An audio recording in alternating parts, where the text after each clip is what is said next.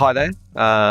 This is new going on YouTube as well, so you can see this and hear this.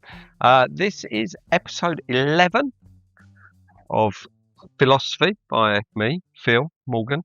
Phil-osophy by Phil, and yeah, slightly different and new, and getting someone said go on YouTube. It's the whatever. It's the thing. So just we're going to do this is B is for business.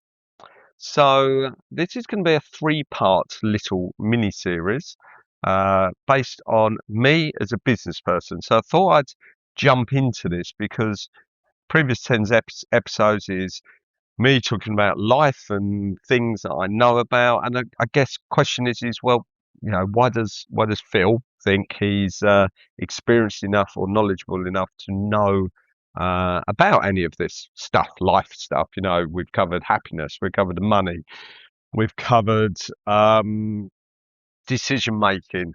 All of these things, really, a lot of these things have come from me running a business with my brother for the best part of, well, no, over 40 years. So the three part is based on number one here, how we started, number two, how it's going, and number three, how it finishes, how it might finish. Who knows? So yeah, how am I here? How am I running a business still with my brother 40 years later? How did we get going? And our story, I think, is quite interesting. Certainly when we talk to people in other businesses, big and small, and we deal with some very large companies, they're always quite interested in how we got going because it is a bit of a unique story. So to start with that, so how we started. This is a long story that goes back in time. I think if I knew how it was going to carry on, maybe we'd have made some different decisions. But we've been super fortunate in making some right decisions and having a business that works very, very well. And if you don't start with that excitement and belief, and that was the key thing, then it's not worth going at all, and you're the wrong person to start your own business. So let's look at starting the story. First of all, just to say lots of credit and thanks to my brother Andy, or Andrew, as our mum calls him, who we set up this business, as I say, 1983, when we were young kids. The start was It was a wild time in home computers. So there was things like Sinclair Spectrums, Ataris, Commodore 64s. For any of you over 50 will recognise some of these things. And the 13-year-old version of me decided that I would be one of those whiz kids and write a computer game. And it was a bit of fun.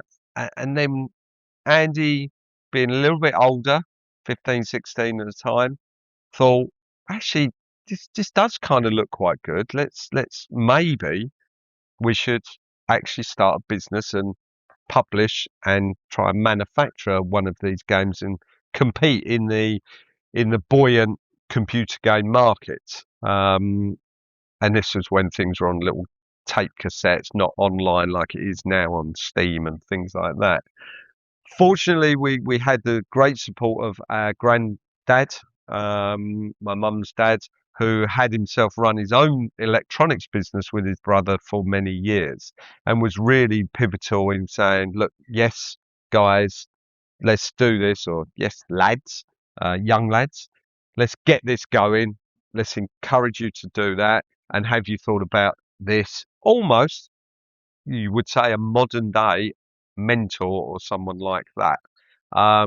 Because I don't think, my dad was a working guy in the print industry, and my mum was a housewife and worked, not truly entrepreneurs. So we got the encouragement, and a year on, we had made and produced the game and marketed it. A game called Movie Producer. Um, and we had also been approached by Thames TV. We were on TV. We were talking about it as young lads, and that whole computer industry was full of people making games out of their bedrooms and trying to sell them and that kind of thing. It was kind of a really good time, to be honest. Um, and we had this plan to sell 1,000 of these games, and that didn't go particularly well. We probably sold around about 100. Um, so we were licking our wounds. We were disappointed, and we did have a business, and at the time it was called Silly Software, but it didn't quite perform. But we had got it going. We'd got it up and running, and that sometimes is the first step. The hardest bit is to get going. It's a it's a little bit like my people in my gym would say the hardest bit of going to the gym is actually getting through the front door. To get a business going and to say I've got a business or I'm self-employed, you've got to start it. You've got to get it out of your mind, out of your notebook, out of your computer, out of your whatever, and actually do it. Yep. And we'll circle back to that. So first big decision. Our first game was not particularly successful. Do we carry on? Were we good enough? Um, and actually, we changed direction a little bit. Again, we're still young and we were down on money. So we decided to pivot and change to reselling other people's games. So again, lots of people were making games. The market for the Commodore 64 and Sinclair Spectrum was very buoyant. And we then got involved in retail basically, but mail order retail. So we would have adverts in computer magazines, and we would have at the time there was no internet. Yeah, bear in mind there is no internet. Um, so this was a really good move for us, and it was kind of scary because these adverts were going in computer magazines, and we were getting orders coming through by post. People sending us checks for 10 quid, £15, blah, blah, blah for this game and that kind of thing. And this kind of got a little bit out of control. I think in the summer holidays of maybe 1984, 85, we were getting 40 or 50 of these orders coming in. And we then had to get them from our supplier and then package them up in the post. No couriers at that point. Um, and I think at one point the local post office, we're in a very small village in a place called North Weald in Essex. Um, the postwoman at the post office was moaning to my mum because everyone knows everybody, going, "What are the boys doing? This is crazy." And there was this constant flow of stuff, but we were kind of loving it, you know. And it was a very good move for us to actually understand, and we learned very quickly that maybe our days of writing games wasn't the thing to do, but reselling was a good thing. Um, at this point, it was a hobby. It was a good bit of fun. We were also doing some market stalls, selling games, and we were very much in that industry, and it was exciting. So, you know, a key thing, um, you know, was a massive decision next was that my brother Andy decided after his A levels that he was going to run this full time. Now, that's probably a bigger decision than you may even think, because at the time he was a filmmaker, an amateur filmmaker, and won several awards, and had been offered a trainee director contract at the BBC. Could have been next Steven Spielberg. So whether he regrets that or not, we will hopefully talk to him in the next episode and find out whether that was true. But him taking that forward was a massive step, and it takes that kind of decision making and that kind of confidence to do that. At the time, I didn't join the business full time because I was still only 15, 16.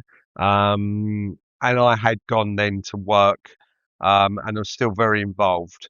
But yeah, it was a big decision, and Andy's belief in the business was, I think, that kind of thing you need to drive something forward. So he was doing that full time. I was working in London. Roll forward a couple of years. We then had another thing, either good decision, or fall on our lap.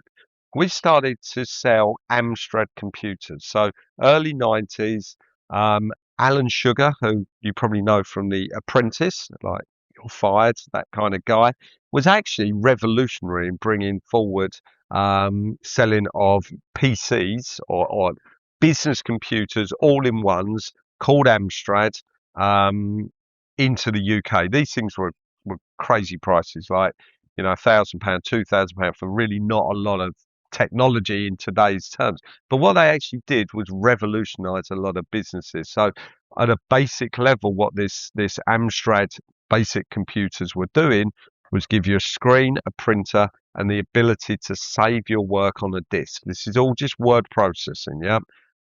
I recall I then joined the business. It's about 91, 1990, something like that.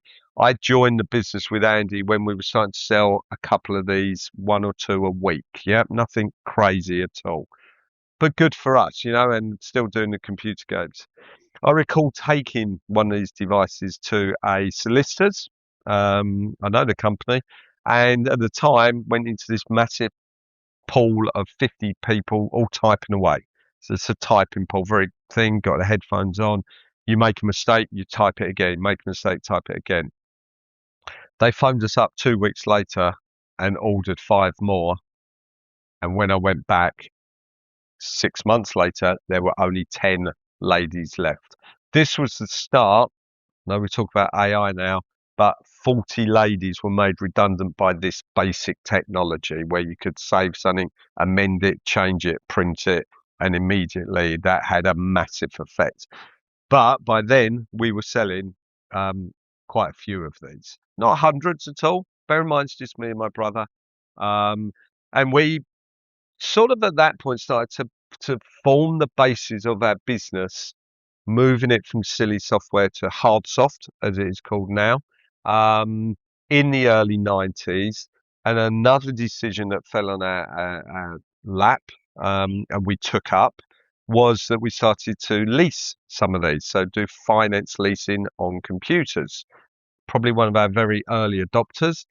And that was driven from the franking machine industry. So postage machines were all sold in the 90s on a lease basis.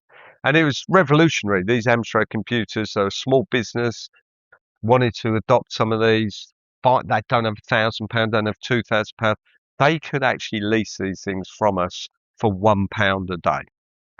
And crazily, we still adopt some of that marketing where you can have either one of these nice, bright, shiny Apple Macs for just the cost of a cup of coffee per day.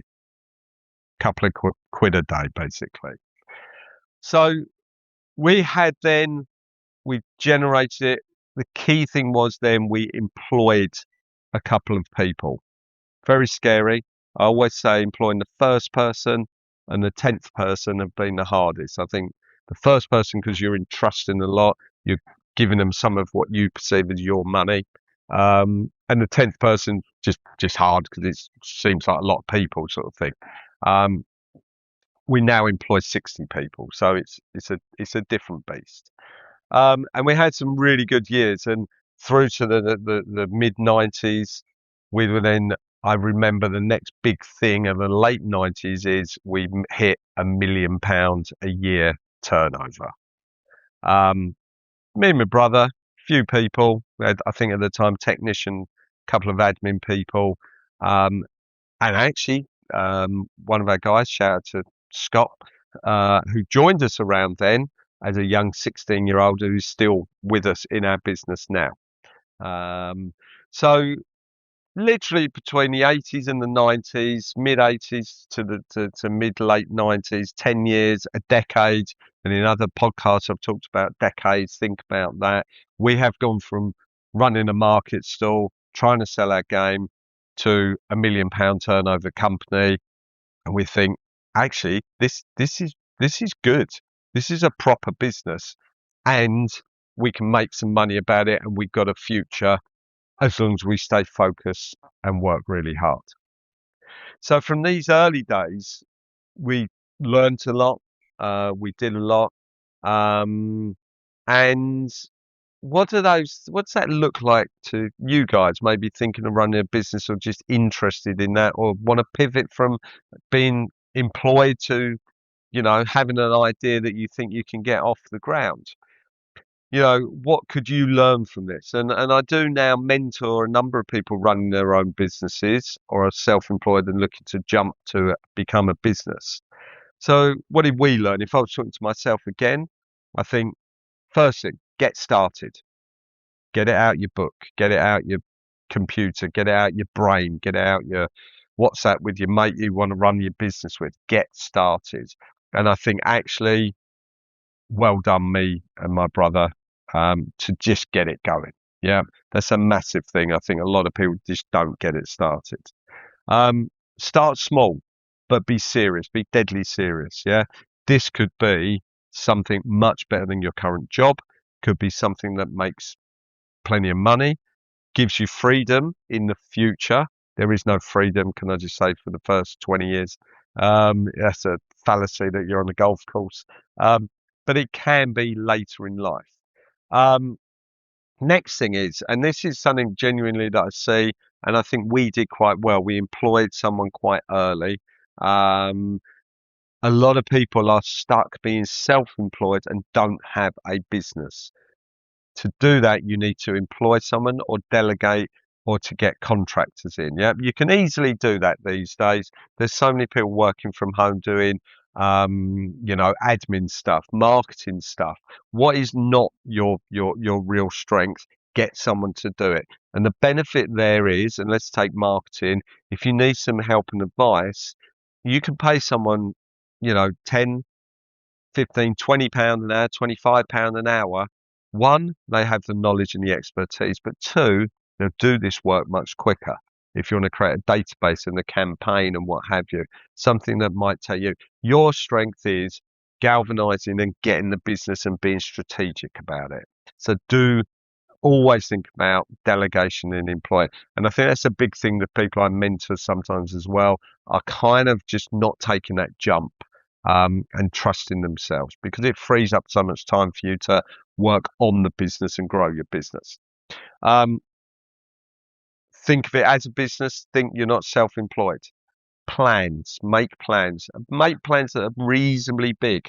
Not saying go from nothing to $1 billion turnover, but go from nothing to how do you get from £1,000 sales in month one to £3,000 in month three?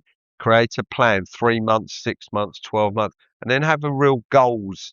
The are 2 years down the line. If you don't then put the building blocks in place, you can never get to those outcomes. Yep. So if I want to go from £5,000 sales to £20,000 sales, I'm going to need someone to help me there. I'm going to need some salesperson there. These can be outsourced. There's plenty of people per hour is something I've always used and even use now for editing and stuff like this for my podcasts, etc. So plan reasonably big, but have a plan and hold yourself a bit accountable. So measure what's gone wrong in month one. Actually, let's tweak that and change that so we've got it for month two. Um, Mentor, just tiny thing. I mentor. Fundamentally, our granddad was our mentor. It's a good idea to have someone to bounce ideas off. Actually, being self-employed or running your own business can be a pretty lonely place. I've been super lucky. Me and my brother are very much on the same page, so we bounced and been able to do that and grow and ideas. And even now, we probably have too many ideas. But if you don't have that, it can be lonely to talk to someone. There's plenty of things out there. The Association of Business Mentors, Help to Grow scheme, really good. Um, and that's it. I'm conscious of time. We're just going to hit 20 minutes here. So that's how we got started. That's how we got it going. Um, Pretty succinctly. We'll cover the next decade in the next episode, which is the middle bit, a bit stickier, can be tough.